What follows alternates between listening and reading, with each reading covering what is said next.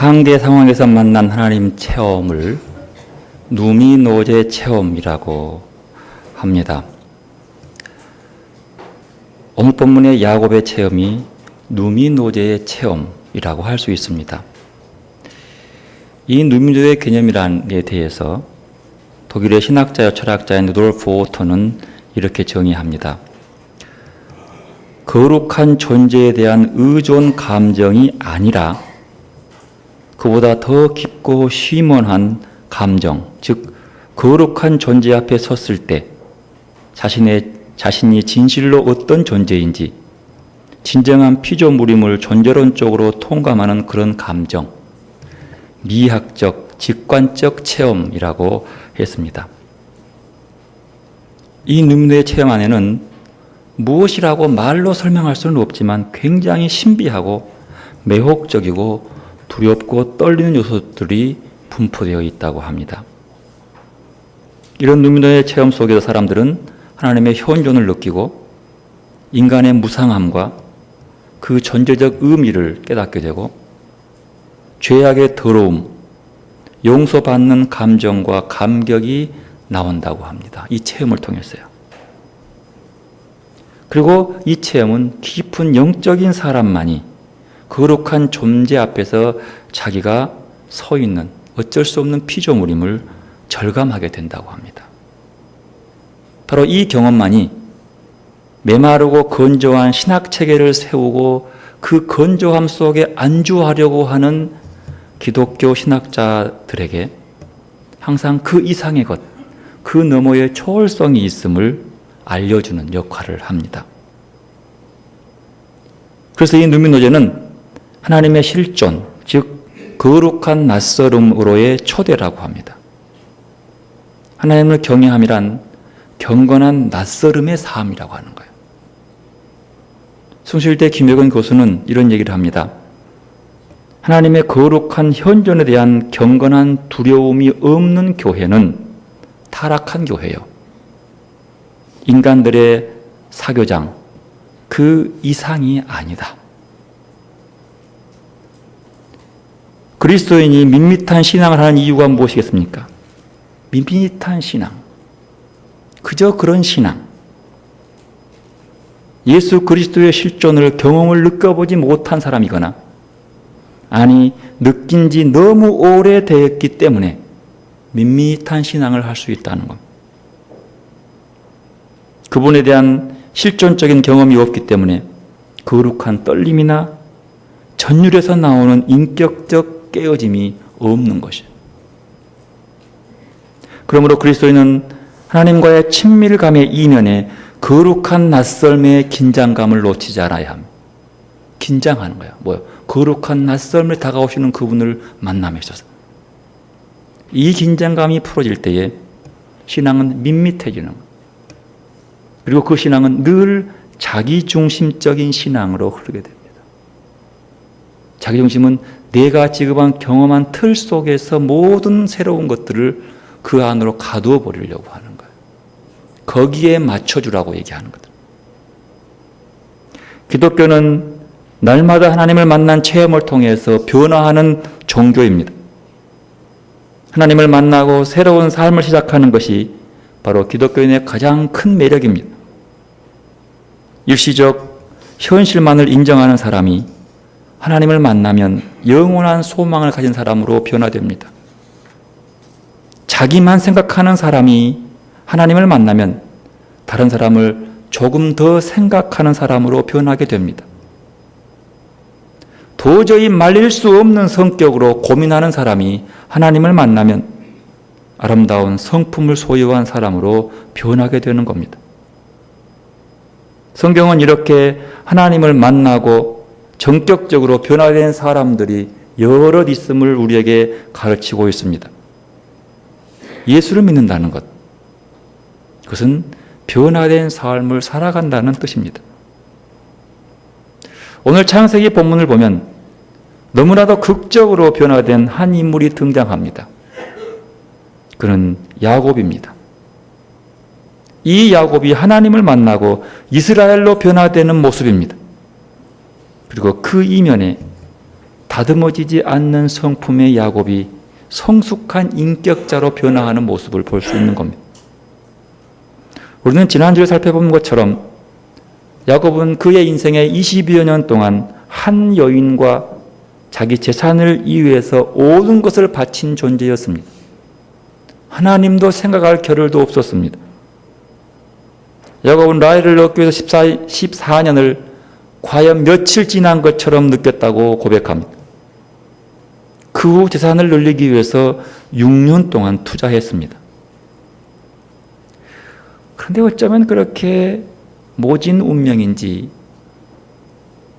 야곱은 고향을 떠날 때에도 형님을 피해서 도망자로 도망쳤던 야곱, 그리고 안주에서 20년 동안 살았던 그 하란도 역시 20년 만에 도망자가 되어서 탈출하는 야곱. 이 둘의 대조는 자세히 볼 필요가 있습니다. 아직까지 야곱은 변한 게 없어요. 그들의 떠나감을 위해서 가장 놀란 사람은 라반이었습니다. 도망간 줄도 모르고 있다가 3일 만에 알았어요. 화가 나고 부하가 치밀어서 그는 자기의 가병들을 이끌고 7일 길, 약 7일, 도망간 7일 만에 길르앗 산자락에서 야곱을 만납니다. 불같이 화를 내면서 이렇게 라반이 얘기합니다. 31장 20절 이하. 라반이 야곱에게 이르되 내가 나를 속이고 내 딸들을 칼에 사로잡힌 자 같이 끌고 갔으니 어찌 같이 하였느냐. 내가 즐거움과 노래와 북과 수금으로 너를 보내겠거늘 어찌하여 내가 나를 속이고 가만히 도망하고 내게 알리지 아니하였으며 내가 내 손자들과 딸들에게 입맞추지 못하게 하였으니 내 행위가 참으로 어리석도다. 당연한 거죠. 어떻게 이럴 수 있냐는 거예요. 당연한 것이지만 다시 야곱의 입장을 돌아보면 또 그렇게 도망칠 수밖에 없는 처지예요. 14년을 위해서 라헬 한 여인을 위해서 모든 것들을 바쳤던 야곱. 그 기간 통해서 라반은 굉장한 큰 부자가 되었습니다. 그리고 나서 자기를 위해서 품삯을 받고 일을 하는데 6년이 채 가기도 전에 자그만치 자기 장인 어른 재산을 능가하는 재산을 가져버립니다. 재산이 야곱이 높아지니까 이때부터 라반이 변하기 시작합니다. 안색이 좋지 않습니다. 이전과 대하는 모습이 다릅니다. 야곱의 마음속에 굳힙니다. 도망가야 되겠구나. 여기서 더 살 게 아니구나 라고 생각합니다. 그곳에 도망갔던 그 야곱을 만난 그 라반.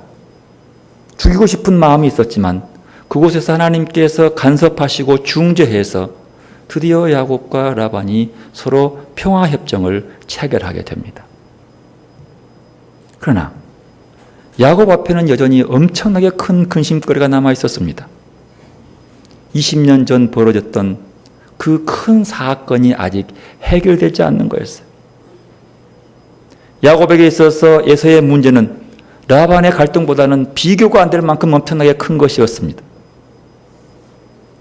고향이 가까울수록 그 마음은 그 억눌림에 짓눌려서 갈피를 잡지 못하고 방황합니다.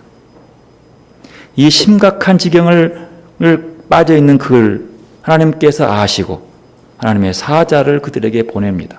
32장 1절이죠. 이렇게 말합니다. 야곱이 길을 가는데 하나님의 사자들이 그를 만난지라.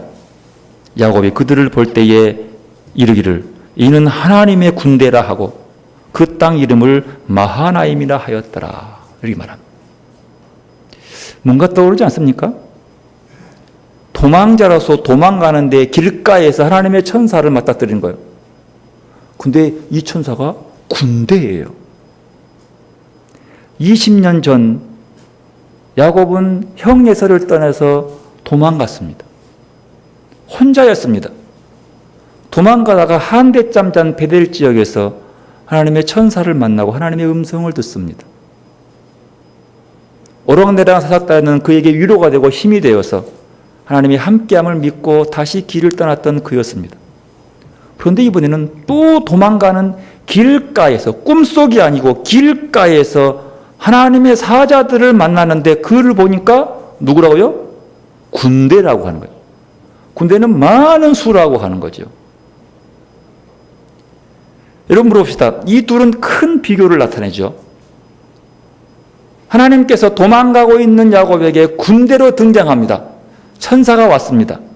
뭐 하라고 왔을까요? 왜 보여준 것일까요? 두려웠기 때문이에요. 야곱이 두려워했기 때문이에요. 그 짓눌림이 너무 컸기 때문이에요.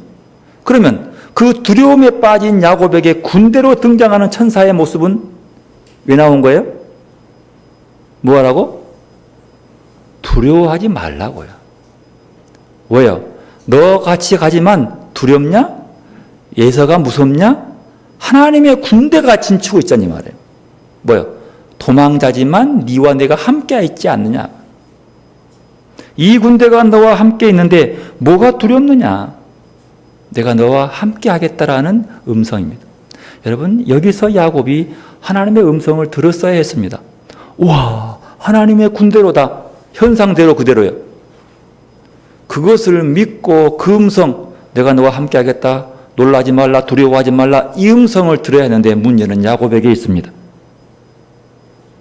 그 군대를 보고도 야곱은 여전히 두려움을 내려놓지 못하고 그 두려운 문제를 해결하기 위해서 꼼수를 부립니다.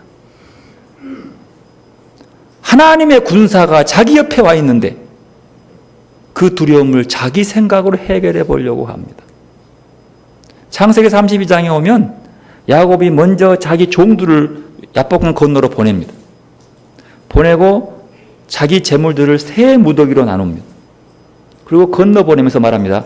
혹시 들어가서 에서를 만나거든 누가 보냈냐? 그러면 예, 우리 주인 야곱이 보냈습니다. 이렇게 말하라는 거예요. 그러면서 자기 그 재물을 보여주라는 거예요. 뭐 하겠다 소리예요? 그 재물을 보고 에서가 우와 부자네 그 말이에요. 이 말은 뭐냐면 이거 말하지 않지만 이거 형님 거요 그 뜻이에요. 근데 처음에 안 넘어가면 두 번째 무더기를 보내고 두 번째 안 되면 세 번째 무더기를 보내는 거예요. 뭐 하는 거예요? 야곱의 마음을 뭘로? 돈으로 사고 싶은 거예요. 이 정도 주면 넘어오겠지. 사람의 기본적인 마음이에요. 그리고 마지막에는 드디어 자기 종들, 그 다음에 자기 아내, 아들, 마지막 그 사랑했던 라헬까지도 건너보냅니다. 똑같아요. 사명은 만나면 야곱이 보냈다고 해라. 그리고 자기는 혼자 남습니다. 왜 이토록 야곱이 치밀하고 계산적이고 움직이고 있는 것일까요? 에서 앞에서. 그만큼 에서가 두려웠기 때문이에요. 그러나 여러분 잘 보십시오. 성경 어느 곳도 이 어려운 문제를 앞두고 야곱이 하나님께 기도했다는 기록은 찾아볼 수 없습니다. 이토록 두려워하고 있는 이유는 하나님이 그를 보호하지 않고 돌보지 않기 때문이 아니라 하나님의 돌보심과 보호하심을 믿지 못하고 받지 못하고 그 보호하심으로 살아가는 것이 무엇인지를 훈련하지 못했기 때문입니다. 눈앞에 하나님의 군대가 등장해서 자기를 보호하고 있음에도 그를 믿지 못하고 자기의 철저한 계산과 꼼수를 부렸던 사람. 누구 앞에서? 하나님 앞에서. 그게 야곱이에요. 그 사람의 상태, 이 초라한 상태의 모습을 24절에 야곱은 홀로 남았더니라고 얘기합니다. 여기서 홀로 남았다고 하는 것은요, 고독하다라는 뜻이에요. 혼자 거했다, 독고했다는 뜻입니다. 고독한 상태의 모습입니다. 홀로 남는 야곱 다 보냈습니다. 그 말은 다 빼앗기겠다 그 말이에요. 이거 다 차지하고더라도 나랑 화해하고 나를 용서하라는 뜻입니다. 야곱의 외로움이 보입니다. 그러나 그 속에 반전도 있습니다. 어쩌면 야곱이 스스로 혼자 남았다기보다는 하나님이 그를 혼자 남겨두신 것입니다. 처음 야곱이 하란으로 떠나갈 때에 그는 혼자였습니다.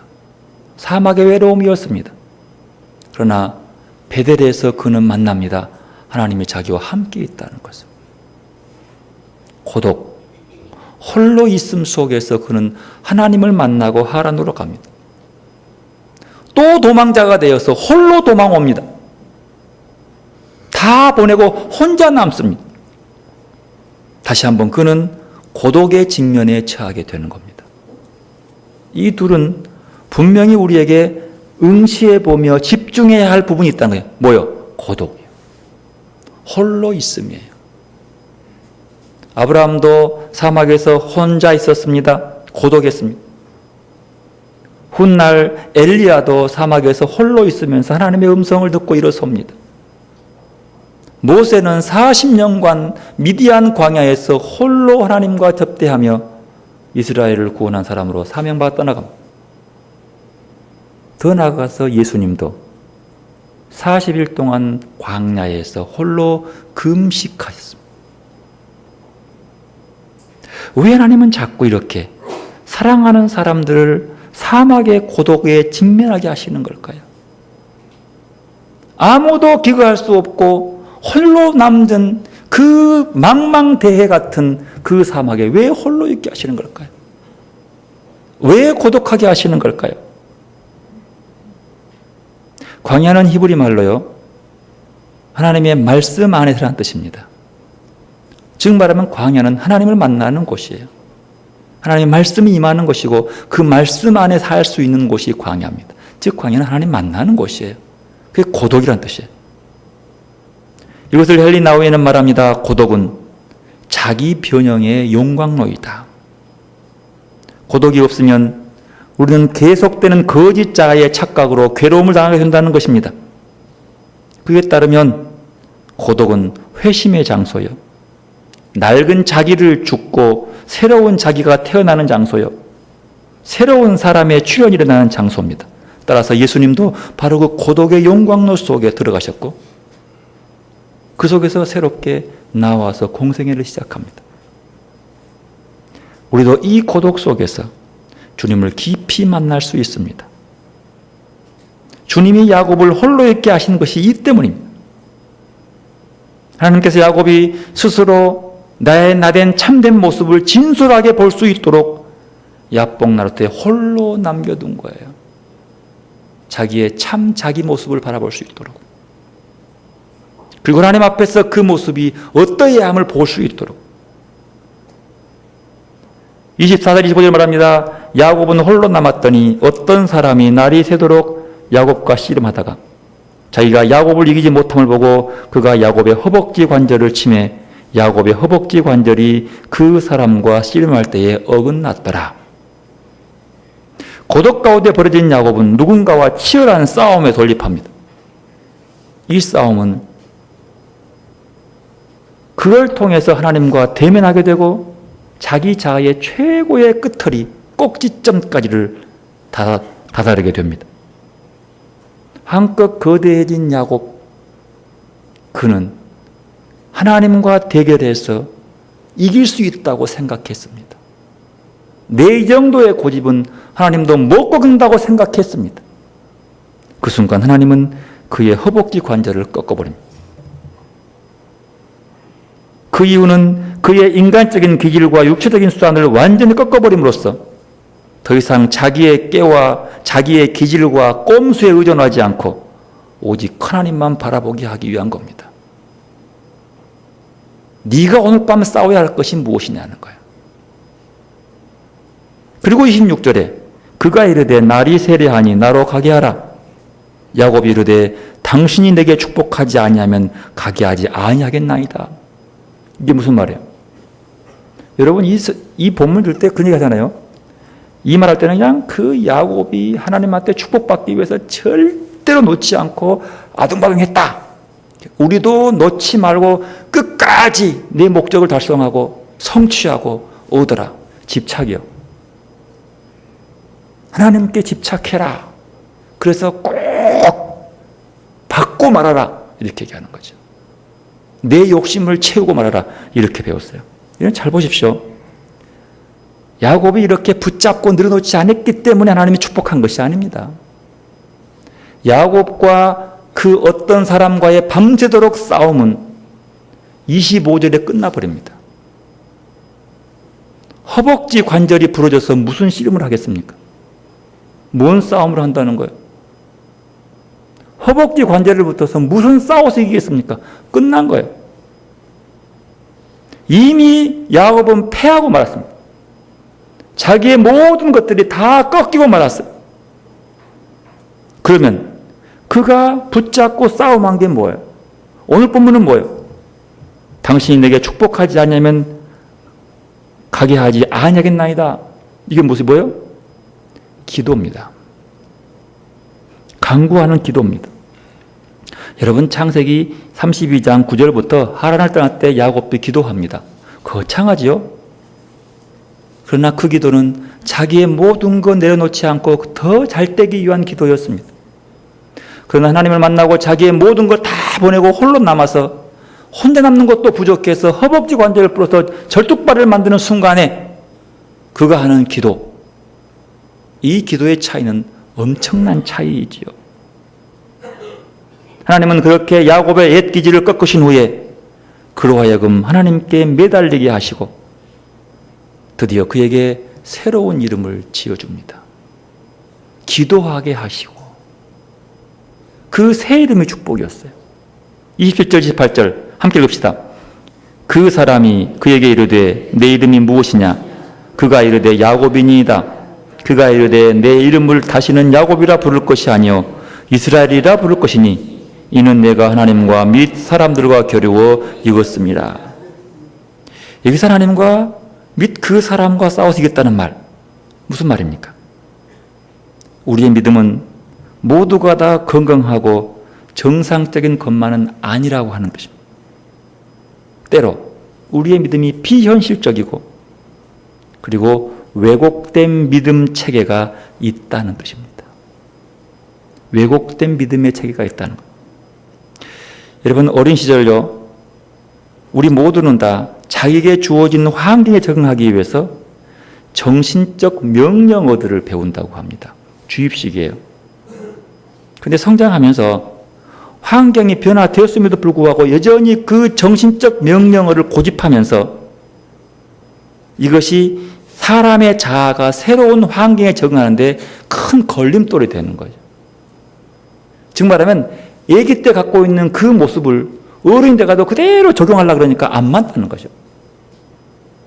그 이유는 너는 반드시 뭐뭇 해야 돼 이거예요. 너는 이래야 돼. 이 정신적 명령어를 따라 살면 자신의 내면에서 절대적인 힘을 발휘하면서 자기의 내적 갈등을 일으키게 되는 거예요. 이게 굉장히 중요합니다. 예를 들면요, 어린 시절 착한 아이가 되어야 한다는 정신적 명령을 반드시 착해야 한다는 삶의 공식으로 받아들이면 그는 심리적 부담을 안고 자기 뜻을 펼치지 못하는 부작용으로 발생합니다. 여러분들에게도 착한 아이의 정신적 명령어가 나를 짓누르게 할 수 있어요. 우리는 그것들을 많이 건듭니다. 예수 믿는 사람이 막 이렇게 일하는 거예요. 나는 뭐랄까? 목사가 이래도 되는 건가? 목사가 이럴 수 있는 건가라는 이 착한 아이의 개념. 목사라고 하는 착한 이 모습이 나를 꽉 눌러가지고 나를 짓밟아버리는 거예요. 나는 지금 변화됐는데. 보통 이 정신적 명령어는요, 4가지로 구분한다고 합니다. 4종류예요. 첫째는 개인적 명령어입니다. 자신에 대해서 뭐뭐 해야 한다는 거예요. 내가 대통령인데. 내 이치를 놓고 얘기하는 거예요. 내가 뭔데? 이걸 놓고 자기의 주입된 것들을 놓고 환경은 바꿨습니다. 그대로 머물러 있는 거예요. 관계적 명령어입니다. 관계 안에서 반드시 현실화되어야 한다고 믿는 거죠. 이런 거죠. 다른 사람들은 나를 반드시 좋아해야 해. 좋아합니까? 나는 반드시 사랑받아야 해. 이게 내가 억눌려 있는 거예요. 나는 다른 사람들을 꼭 사랑해야 돼. 의무감이에요. 이 명령어가 나를 짓밟으면 나는 자유할 수 없는 거예요. 사회적 명령어가 있습니다. 반드시 좋은 학교를 다녀야 돼. 꼭 출세해야 돼. 반드시 사회적으로 위치 있는 자리에 올라가야 돼. 등등. 이것이 사회적 명령의 나를 꽉 누르고 있는 거예요. 파괴적 명령어입니다. 이 파괴적 명령은요, 자긍심이 낮은 사람, 수치심 많은 사람에게 등장하는 것들이에요. 즉, 자신에게 벌을 주어야 한다고 하는 무의식적인 욕구가 강한 사람들에게 나타나는 겁니다. 나는 불행해야 돼. 나는 정당한 대접 받을 이유가 없는 사람이야. 아이고, 내가 뭔데? 나는 구원받을 자격이 없어. 나는 죄인이야. 그렇게 자기 속을 들여다보면서 자기를 파괴해 나가는 열등의식은 다른 사람을 그렇게 적용시켜요. 나는 구원받을 자격이 없어. 그런 사람들은 대부분 다 니도 없어. 그렇게 얘기해요. 자기는 아니라 그러지만 정확히 얘기를 합니다. 왜냐하면 언제나 자기보다 남을 더 낮게 보거든요. 자기보다 위에 있어도 낮게 쳐버리는 것이 파괴적 명령어에 매몰된 사람들의 모습이에요. 이런 정신적 명령어들은 사람으로 하여금 심리적 환경적 현실을 왜곡하게 만듭니다. 그리고 중요한 것은 객관적으로 자기 너머에 존재하는 현실을 자기의 정신적 명령어에 맞추기 위해서 불가능한 노력을 하게 되는 거예요. 현실은 자기가 갖고 있는 그 틀보다 위에 있음에도 불구하고 그 틀을 자기 안으로 끌어들이려고 꽉 쥐어매니까 불가능을 가능하게 만드는 거예요. 이런 거 비슷해요. 21세기를 사는 우리가 70년도의 삶으로 돌아가 살려고 제받드는 거 마찬가지예요. 그게 말이 되겠어요? 자유민주주의 헌법에 사는 우리들이가 유신헌법에 매 살도록 만들어버리는 거예요. 이것이 정신적 명령어가 자기를 짓누르고 있는 현실을 바라보지 못한 부분. 그런데 보십시오. 어떻게 인간이 하나님이 하시는 새로운 변화의 길들을 내 틀로 묶으라면 되냐 이 말이에요. 그것도 말이 안 맞는데 어떻게 하나님이 하시는 일을 내 가진 경험과 틀, 어릴 때 가진 그 틀 속으로 꽉 누르려고 하냐는 거예요. 불가능하죠. 야곱이 밤새도록 싸우고 씨름했다고 하는 것은 그저 그냥 하룻밤에 있는 정신적 싸움이 아닙니다. 어릴 때부터 갖고 있는 켜켜이 쌓여있는 왜곡된 그 믿음의 체계들을 극복하고 부딪히며 싸웠던 거예요. 그리고 깨지기 시작하는 겁니다.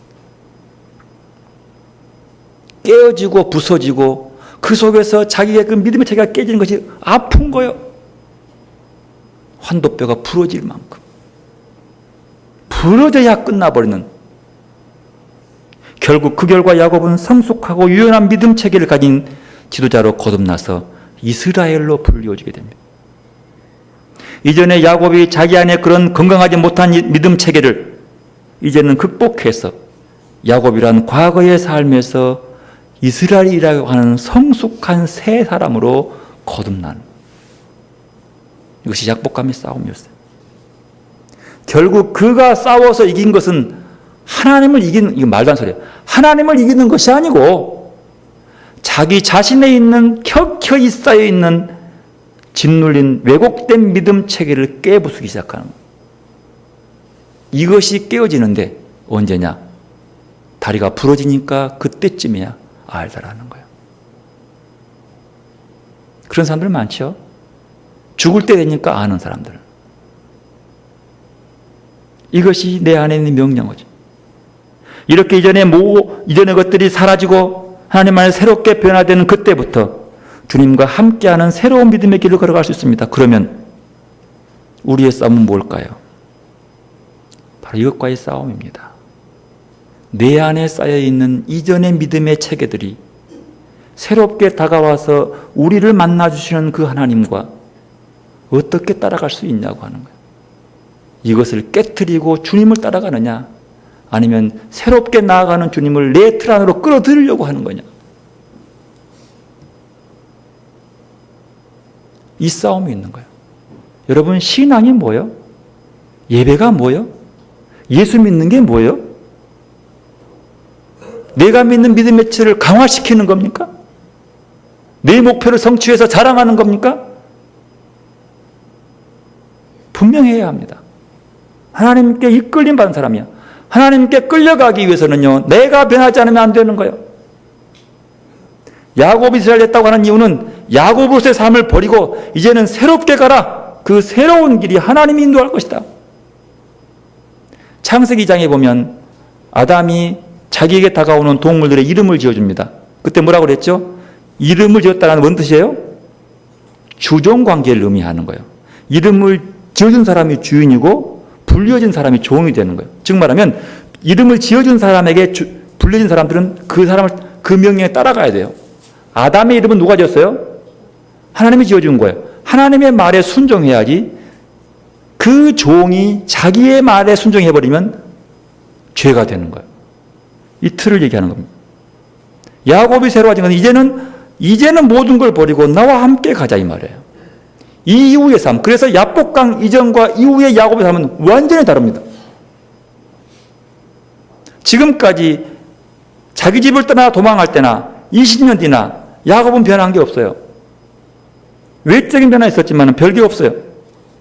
하지만 그 야복강에서 그는 변화하게 됩니다. 그리고 한참 씨름을 하다가 그가 드디어 씨름하는 그 사람이 누군지를 알게 됩니다. 당신 이름이 뭐예요? 라고 물으니까 대답하지 않습니다. 그러나 30절에 야곱의 고백은 알 수 있습니다. 그러므로 야곱이 그곳의 이름을 분이엘이라 하였으니 그가 이르기를 내가 하나님과 대면하여 보았으나 내 생명이 보존되었다 함이더라. 분이엘은요, 히브리말로 푸니엘 그럽니다. 푸니엘은 판인데 푸니엘은 얼굴 뜻이에요. 얼굴, 푸니엘 하나님이고 하나님의 얼굴, 하나님 앞에서 하나님 곁에 그런 뜻이 분이엘입니다. 이 고백 속에서 그는 하나님의 얼굴을 배우는 거예요. 여러분, 하나님의 얼굴을 보면은요, 그 앞에 서면 내가 변할 수밖에 없습니다. 하나님이 변한 것이 아니라 야곱이 변한 거예요.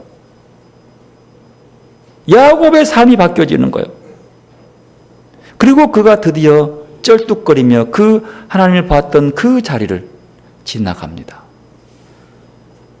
상상해 보십시오. 그 밤새도록 씨름했던 야곱의 몰골, 쩔뚝거리며 걷는 그 불쌍한 모습. 그러나 그의 마음은 폭발처럼 기쁨과 희망의 빛으로 꽉 차 있습니다. 왜요? 하나님이 함께 하니까. 그리고 바로 그 다음 장에 넘어가면 야곱은 드디어 에서와 입 맞추고 화해하게 됩니다. 여기서 우리가 배울 것이 있습니다. 하나님께서 우리를 홀로 두시고 고독하게 하시기 전에 스스로 하나님과 단독으로 만나는 고독의 시간을 마련하는 것이 좋습니다. 하나님께서 우리를 강제로 고독하게 하시면 야곱처럼 힘들어져요. 그 전에 우리가 스스로 나아가서 하나님을 만난다는 것. 이 고독은 하나님 앞에서 앉아있는 시간입니다. 온갖 소음들이 들려오는 세상에서 잠시라도 돌아앉아 하나님 앞에서 나를 돌아보고 기도하는 시간입니다. 이것이 하나님 앞에 홀로 서 있는 고독의 시간입니다. 이 시간은 지금까지 내가 어떻게 살아왔는지, 내가 비록 하나님의 이름을 부르고 있지만 그러나 하나님의 말씀이 내 삶에 반영되지 못하고 내 뜻과 내 지성으로 내 삶을 살아가고 있는지를 돌아보는 시간입니다. 홀로 기도할 때 내 소원이 아니라 하나님과 나만의 깊은 대면의 시간에서 나의 참모습을 발견하는 시간 필요하다. 야곱은 그 시간에 하나님께 모든 것을 맡기지 못해서 그렇게 피 터지는 싸움을 한 것입니다. 끝까지 나를 내놓지 못하고 내 뜻을 온갖 술수와 모략으로 내 지혜로 이루려고 하는 것을 내려놓지 못하면 하나님께서 그를 쳐서 내려놓게 만듭니다. 내려놓아야 하는 거죠. 내가 죽어야 한다는 뜻입니다. 내가 죽어야 예수가 다스리는 삶을 살아낼 수 있는 것이지요. 사람들은 절면서 나루터를 떠나는 사람도 있지만 절지 않고 새 삶을 시작한 사람도 있습니다. 오늘 마태복음 본문에는 또 하나의 고독한 사람들을 발견할 수 있습니다. 13절 보면 예수께서 들으시고 배를 타고 떠나사 따로 빈들로 가시니, 예수님이 들었습니다. 뭘 들었습니까? 14장 1절에서 12절까지 세례 요한이 죽음의 이야기가 나옵니다. 세례 요한이 죽었다는 얘기를 들었습니다. 그걸 듣고 예수님이 바로 빈들로 갔어요. 빈들은 광야입니다. 왜 빈들로 갔을까요? 예수님이 빈들에 간 이유가 뭡니까? 기도하기 위해서입니다. 하나님 앞에 대면하기 위해서입니다. 하나님 만나기 위해서입니다. 왜요? 그 마음이 외로웠기 때문이요. 홀로 있기 위해서요. 그런데요, 본문에 보니까 말합니다. 무리가 듣고 여러 고을로부터 걸어 따라간지라. 세례 요한의 죽음 때문에 예수님뿐만 아니라 제자들과 많은 무리들이 그 마음의 고독함을 느낍니다. 홀로 있고 있습니다. 말이 안 통합니다. 정의가 없습니다. 불의가 살아 있습니다. 그래서 많은 사람들이 홀로 하나님과 대면하기 위해서 빈들로 가기 시작합니다. 홀로 있는 고독. 마치 야곱이 두려움과 고독 가운데 야복나루터에 혼자 있는 것처럼 이들도 역시 영적인 고독감을 안고 빈들로 예수를 찾아간 겁니다. 주님은 그들을 보고 불쌍히 여기셔서 병자를 고쳐주었다라고 기록하고 있습니다. 여러분, 보통 예수님이 병자를 고칠 때는요, 믿음을 보고 고쳐요. 근데 여기서만큼은 불쌍히 여기셨어요. 왜요? 홀로 있는 느낌이거든요. 혼자 사는 느낌이거든요. 왜? 그렇게 의로웠던 세례 요한이 죽으면 우리는 뭘 의지하는 거예요? 희망이 없잖아요. 그들을 불쌍히 여겨서 심장의 고통을 느끼고 그들을 고쳐주기 시작합니다. 그리고 그 빈들에서 배고픈 그들을 물고기 2마리와 빵 5개로 그들을 먹이고 배부르고 12광주가 남았다는 얘기가 오병이의 기적인 거죠. 오병이의 기적은 고독에서 오는 겁니다. 하나님 만남에서 오는 거예요. 오늘 우리는 야곱이 처해있던 야복나루터의 고독도 보았고 제자들과 무리들이 처해있는 빈들에서의 고독도 보았습니다. 결국 야곱도 제자들도 무리들도 그 상황을 자기 지혜나 능력으로 이겨낸 것이 아니었습니다. 거기에 주님이 함께 있었습니다. 그들에게 유능한 능력도 하나님이었고 그들에게 있어서 유일한 희망도 하나님이었습니다. 우리도 마찬가지입니다. 우리에게 처한 상황이 어떠한다 하더라도 우리 자신의 지혜나 능력으로 이겨내려 하지 말고 누군가의 도움으로 여러 술수와 민간 처방요법으로 이겨내려 하지 말고 오직 지금 이 상황 안에 계시는 주님의 손을 붙잡고 주님이 이끄시는 대로 따라가야 하겠습니다. 그리고 이렇게 고백할 수 있습니다. 나의 능력은 하나님입니다. 나의 희망도 하나님입니다. 내 모든 것들을 주님께 맡기고 다 맡기고 주님의 말씀대로 따라가겠다고 고백하는 여러분들이 되시기를 바랍니다. 그러기 위해서 여러분 야복나루터로 나오십시오. 빈들에서 고독 가운데 하나님을 만나십시오. 1대1의 모습입니다. 여러분의 야복나루터는 어디입니까? 여러분의 빈들은 어디입니까? 시간을 떼고 장소를 성별해서 조용히 말씀을 묵상하고 기도에 잠기는 자리, 거기가 우리의 야복나루터고 빈들입니다.